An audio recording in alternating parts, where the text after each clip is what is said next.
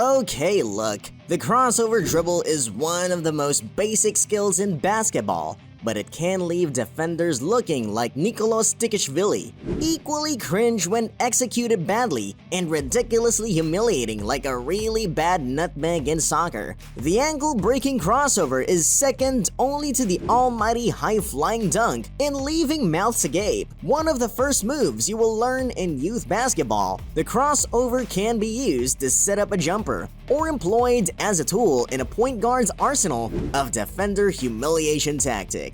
Either way, the best ball handlers in the NBA have put it to excellent use.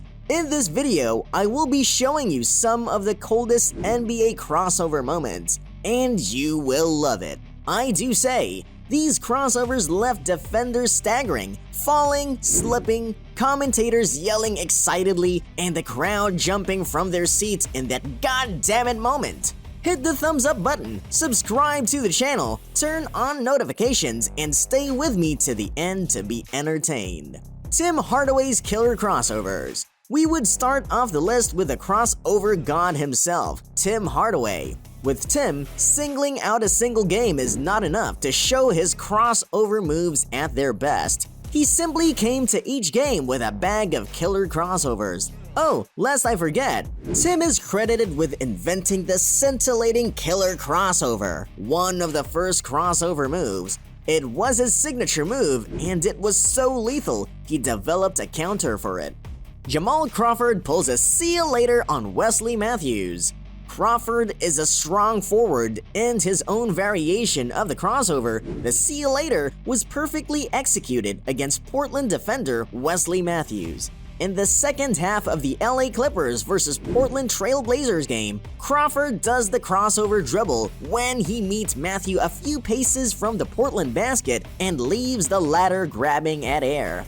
Steph Curry is merciless against Gary Neal. One of the greatest NBA shooters of all time, Steph Curry is a household name in the NBA, and his slick control of the ball is legendary. He has pulled off several complex ball tricks on court, but the simple ankle breaker is not beneath him. Facing off against Neal, Curry laid waste to the guard with a perfect shake and bake. Seeing Neal going back and forth again, yet missing the ball is thrilling to watch. Luke Ridnour gets caught in Russell Westbrook's tornado. When Westbrook got past the half line, Minnesota's Ridnour was there to compete for the ball. Seconds later, the latter face planted on the court as Westbrook dribbled past and made the basket. Whether Luke Ridnour stepped on someone's foot or he just wound up getting caught in Westbrook's tornado is difficult to know. Whichever way, it showed how nasty the crossover can be. Dwayne Wade takes the fight out of Deshaun Stevenson. Wade had quite a few ruthless crossovers like the ones against Eric Snow and Keith McLeod, but none were as memorable as his tricky shuffle against Stevenson in the 2003-2004 season. His dribble took his opponent to right, and by the time Stevenson realized something wasn't right, things had gone left for his team as Wade made the basket. Deron Williams' sick crossover against Tony Douglas. It was not enough that the Jazz had 44 points in the first quarter of their game against the Knicks. Williams brought more highlights to the game with his impeccable crowd pleaser when he turned Douglas all the way around and still hit a three-point jumper. Unbelievable! Steve Nash gets a taste of his medicine from Tony Parker. Nash has one of the best crossovers of all time in the history of the NBA and claims to have invented the teardrop. No problem, Tony Parker still got him to slide out of his socks with a good dose of his own medicine. He got it bad, but I think the Lakers suffered more. Kevin Durant tells Sasha Pavlovich to take a seat. KD is a superb ball handler, but not a flashy one.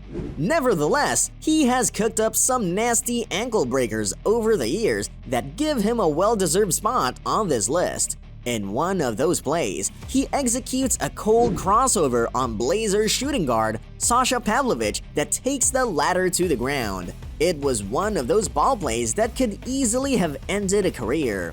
Michael Jordan crossover on Brian Russell. In Game 6 of the 1998 NBA Finals, MJ would score an iconic game winner against the Utah Jazz in the last seconds of the game, which would be all the more memorable for him, dribbling another NBA great, Brian Russell. His excellent ball handling ended with a jumper which made the basket. This highlight still stings Jazz fans till today. Kidd against Harper and Scottie Pippen. It is not every day that two of the best defenders in the world get penetrated in the same game at the same time. On separate occasions, both have been cracked, Harper by Damon Stoudemire and Pippen by Kobe. But Kidd's moves took both out of the way for him to make the assist that got his team the point. Jamal Crawford shake and bake Kirk Heinrich. Kirk was considered one of the more physical players in the game, but when placed in front of Jamal Crawford, any attempts to defend becomes invalid, as Kirk was shaked up real bad when Jamal showcased his behind-his-back crossover and hoop move. Kirk could only spin around and watch in awe. Tim Hardaway UTEP two-stepping on Chris Childs. Hardaway's killer crossover was not the only variation of the ankle breaker in his arsenal. He also had the UTEP two-step, which was quite effective, although it still takes second place to the killer crossover. Perhaps the skill should not be on this list because little satisfaction can be gotten from it, and by that, I mean Hardaway never shook his opponents with it like others on this list did theirs. However, he did crack Childs multiple times with it, and given its apparent difficulty, it is here. Allen Iverson sends Jack Vaughn to the ground. There's a thin line between good play and wicked play. Iverson's crossover, which sent Vaughn stumbling to the ground, stands on the wicked side of the line. As Iverson approached, Vaughn went forward to compete for the ball and seemed at first to be an impregnable wall to Iverson's attempt at the basket. Seconds later, he stumbles backwards and fell 10 feet away on his ass. Chris Paul gives Anthony Carter a twirl. It takes a different level of sportsmanship to get crossed like Anthony Carter did and not lose your composure. We have to give it to him that in his own little way, he made the game better to watch.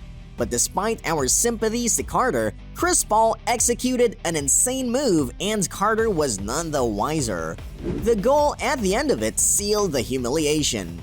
Troy Hudson embarrassed by Steve Francis. Steve Francis yanked and snagged Hudson in whatever which way, and it is a testament to Hudson's stamina that his ass did not meet the ground. The crossover was well played, and Hudson was the poor victim. Perhaps a bucket would have won Hudson his dignity back, but after what Francis dished him, few remembered what happened after. Andre Miller demolished by Derrick Rose. If you know Andre Miller, you would know he is not the speedy type on court and maybe off court too. Hence, it was surprising how quickly he got on his ass when Rose destroyed him with an ankle breaker. It was an embarrassing fall and Miller had no excuses. He was on an island, so there could be no talks of him stepping on Rose's foot or being pushed. He went, he saw, and he fell. Jason Williams went all out against Gary Payton.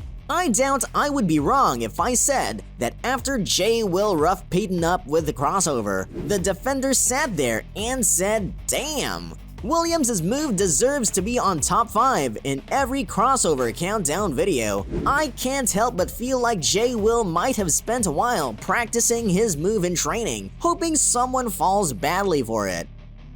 Allen Iverson drops Antonio Daniels twice in a row. Sorry, Daniel, but you might be the holder of the most times felled by a crossover in NBA history. Iverson put him down twice. What happened to just beating a man's dignity out of him? After going through such trauma, it was only normal for Daniels to look for a referee to complain to. Allen Iverson makes a bid for Michael Jordan's throne. To be fair, MJ did not get knocked off by Allen's crossover as bad as most on this list did, and he did recover and contest the shot. Nevertheless, this crossover was it. It was Iverson's finest hour performing his signature move over his idol, and it all played out perfectly. And there you have it, the coldest crossovers in the NBA. It was a difficult list to make because there are dozens of insane crossovers out there, and I tried to find the best among them. If you think there is any that should have been included, let me know in the comments section. Don't forget to like the video, subscribe to the channel, and click the bell to get updates on your feed in the future. Thank you for watching, and goodbye for now.